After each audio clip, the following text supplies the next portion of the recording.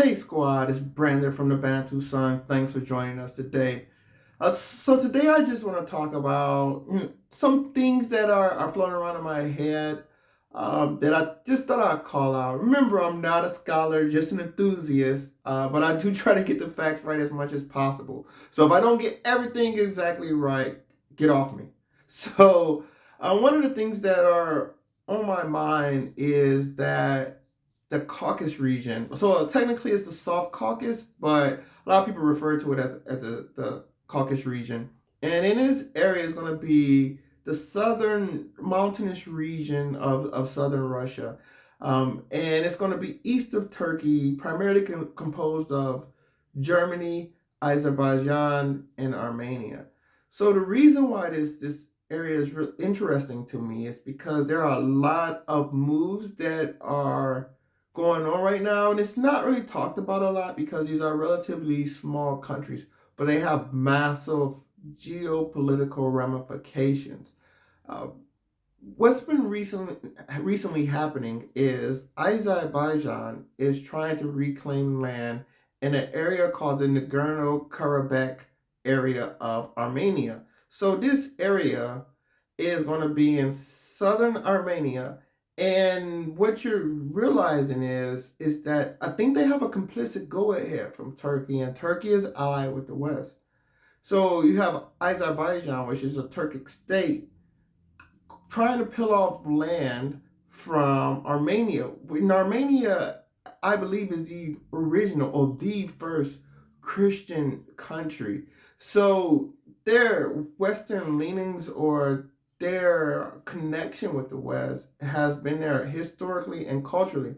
And I really find it interesting that the West is allowing such a massive military incursion from Azerbaijan with really no hesitation coming from the West. In fact, if you see what's going on over there, the people that's actually trying to help Armenia out and help Armenia keep this land and not let Azerbaijan claim it is going to be the Russians to the north and Iran to the south, which goes back to the point I'm making about the geopolitical implications. This Caucasus region sit at a crossroads of these major powers. To the north is Russia, to the south is Iran, and to the west is NATO Turkey. So as Azerbaijan is kind of like a proxy war, and they're making these incursions. They're trying to get this land. Armenia is trying to obviously resist this, but you can see a certain corridor developing between Turkey to Azerbaijan to the resource-rich Caspian Sea. And if this corridor was to be connected across southern Armenia through this region, it will pretty much give Turkey straight line access to the Caspian Sea region, which gets pretty much NATO influence to the Caspian Sea and the adjacent or in the littoral landmass, which would be Russia, Central Asia, South Asia, not too far off, as well as Iran. So it's really catching my eye on who's defending who's allying with who. I saw that India's looking to help out Armenia as well. And this energy that I'm getting, the way these alliances are falling, it kind of reminds me of the Balkans back in the early 20th century. The Balkans, the infamous Balkans that eventually led into World War One. That just started around Serbian interests, Bosnian interests, Austria-Hungary, etc. And those various alliances and how people saw themselves and how one person gets shot, next thing you know, it's World War One. And I think but we all know it's not so much about the bullet going off, but the loading of the barrel. And that's what it seems as though is happening now. There's a sort of a loading of the barrel, especially right next door where you have the Russian-Ukraine war going on.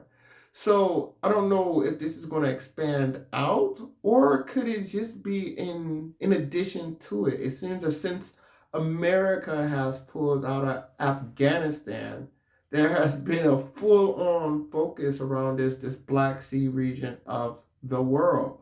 So as Russia and Ukraine rage on the side note, you have this Armenia-Azerbaijan conflict going on. And who knows what's going to happen or which one will be resolved first, but is it going to bleed on to another, or is it really an extension of another taking place in different locations now, but to be joined later? Because these are both going to be regions that affect the southern regions of Russia. So another major call out in the news was Iran had a military plant that was bombed. And I think the latest going on with that is it's going to be Israel, which I came out with choices that who I thought it was going to be or why I thought it was going to be. Thought it was going to be a retaliation against Iran for the drones that they may have given Russia. I didn't expect the Israeli, even though I know Israel is very aggressive when it comes to watching Iran and monitoring their buildup of weapons and industry because of that ongoing animosity between those two countries. So I wasn't expecting that, but I did think it was kind of forward to send planes into Iran and bomb a military plant. But Iran has, I was also thinking it might have been a possibility that this may have been related to Iranian support to Armenia. So, and even in that vein, I find it be interesting that you have this Shia Muslim nation of Iran sticking up for this Christian stalwart of Armenia. So I thought that relationship. But if you look at Armenia as the only thing that's stopping, or as a neutral, let's say a neutral, but non-Western aligned country, wholeheartedly Western aligned country, militarily occupied by Western weapons aimed at Russia and Iran. This is a very important piece of land to these guys.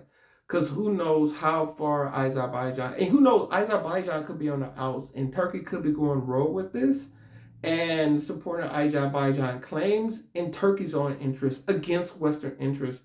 We've seen Turkey ride the line and carry out interests where some would be in contradiction to their Western allies. So this could be Turkey going rogue and try to push for certain things and with the relationship with Azerbaijan. It's been said before, Azerbaijan and Turkey's two country, one nations type of mentality. But I haven't seen in the news or any media of the West coming out and telling Turkey to calm this down. Now, the primary aggressor is Azerbaijan, but I just don't think that they will make such moves without the permission coming from the big brothers, the Turks on the other side of Armenia. So we're going to keep following this. As I said, and my big concern here is the reminder of the Balkan situation that led up to World War One and the chaos that brought on subsequently. You can say World War Two is just an extension of World War One, and even to modern day, right? Because you get that conflict leads to World War One, which leads to World War Two, which leads to NATO, which leads to our current situation of Ukraine and Ukraine's ability to defend itself and join NATO, and possibly you have this NATO Turkish country possibly extending to the Caspian Sea if this region of Armenia was to be claimed by Azerbaijan. So, and will Iran, Russia, and India allow that to happen sitting on the sidelines? So it's a great story. It's very interesting to watch how things unfold and see how they come out. But it's definitely something we got our eyes on. So let us know your thoughts. Please like, share, subscribe, comment below. Check out our products on Amazon as well. Thanks for joining us. Until next time, take care. Bantu up.